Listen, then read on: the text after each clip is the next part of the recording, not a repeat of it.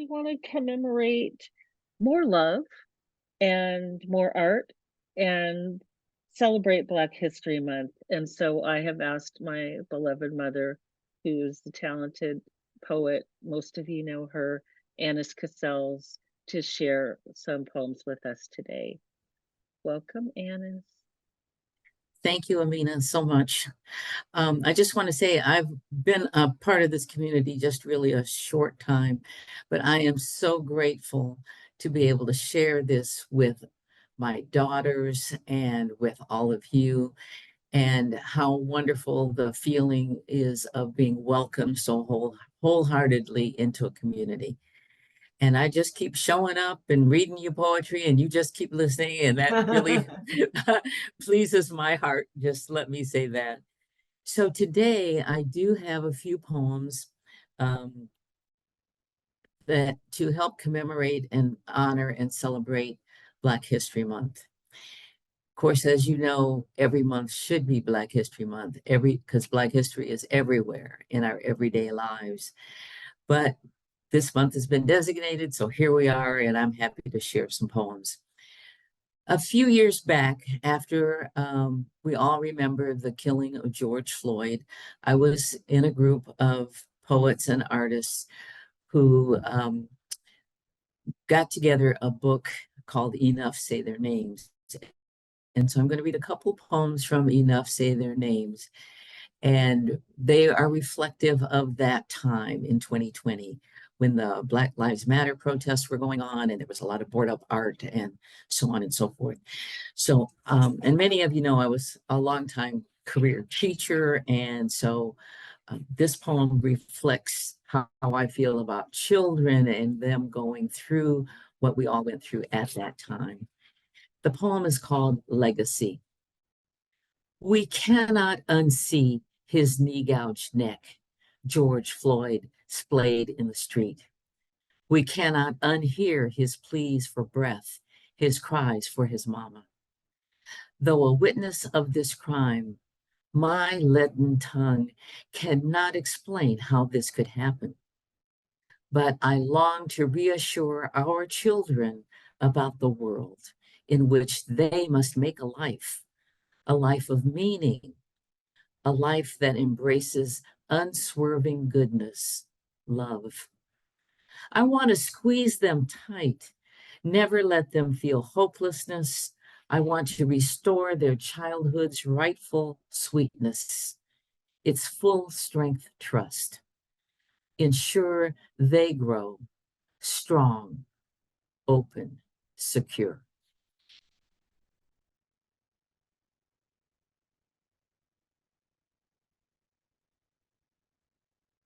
And this next one, also from Enough Say Their Names, is one of my final poems in the whole booklet, in the whole book.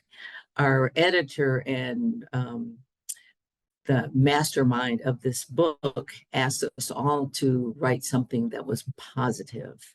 So here is Anthem of the People. We, the people, are the beloved community, awakened and walking forward, the winds of peace at our backs. We salt the earth with the flavor of justice, cast seeds of hope and love to grow into the staff of life. We are the beloved community, the ones we've been waiting to come to redeem our nation, to change the world.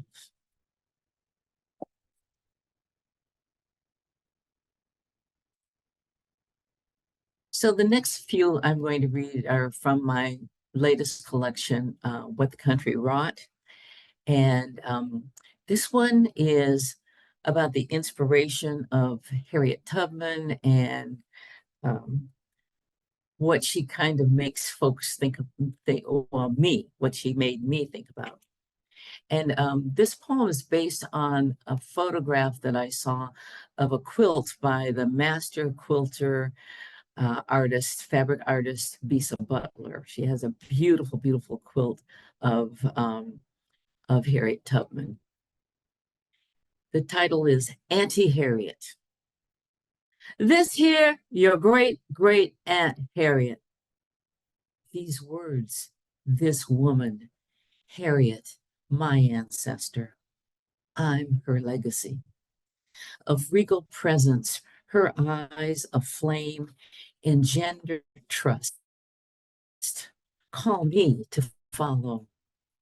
May I take courage from this invincible woman.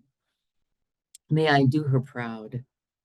How will I stand strong, match her bravery, march forth on a fierce moral path, strike out oppression, seek universal justice, insist on its reign for all who have been denied, denigrated, shoved to every line's end.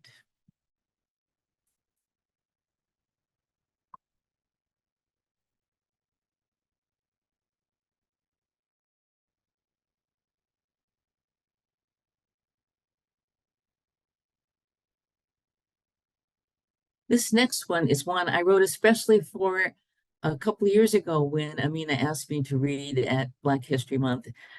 So I wrote it especially for that presentation to inspire. It's called Ode to the American Black Cowboy. You rode and wrangled and ran the cattle of former enslavers, who after emancipation were bound by law and pay you. Your numbers would grow to 1/4 of the cowhands riding the range, driving cattle north. And true to Southern customs, they'd call you cowboys. Equality emerged when, weapons drawn, all cowhands clashed with rustlers, stood together and fought. Their only concern, the herd, not who was black or white. You are the likes of John Ware, Nat Love, Bill Pickett, men born into slavery who headed west for the opportunity. You rode and roped and branded, performed in rodeos and Wild West shows across the nation and abroad. And who could conceive of Bass Reeves, the first Black deputy U.S. Marshal, among your number? At Saturday matinees, we kids saw plenty of heroes on horses, rodeo cowboys, sharpshooters, and guitar strumming dandies in fancy chaps and fringe. But we never saw you. None of us could imagine or admire you, couldn't look up to you as the heroes of our youth. History overlooked you, excluded you in the lexicon of the Old West, withheld your worth. We were denied your example, stripped of our right to ancestral pride. Today, we witness your real place in our history. Realize and respect your triumphs, your achievements. American Black Cowboy, our children will know you.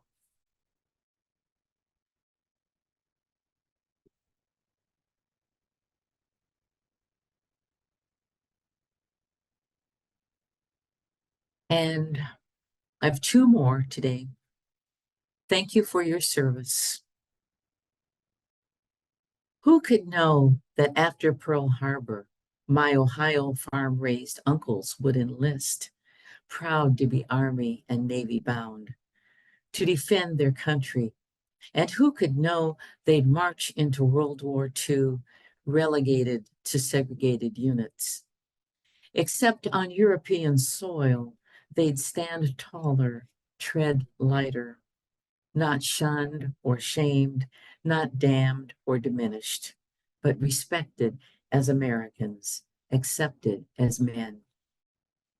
Would shelter and fight in foxholes with white soldiers, break bread, and return home heroes, hoisted high on their countrymen's shoulders, as if the U.S. had changed, as if the home front war was done raging. After the homecoming parade, After the champagne and welcome home speeches, it was business as usual.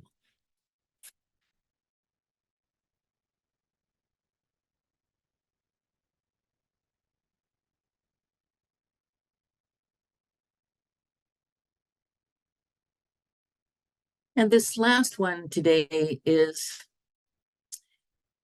not one that I wrote, but one that my friend and colleague, sister poet, wrote, Anka Hodenpyle. Anka is an Indonesian Dutch woman who, well,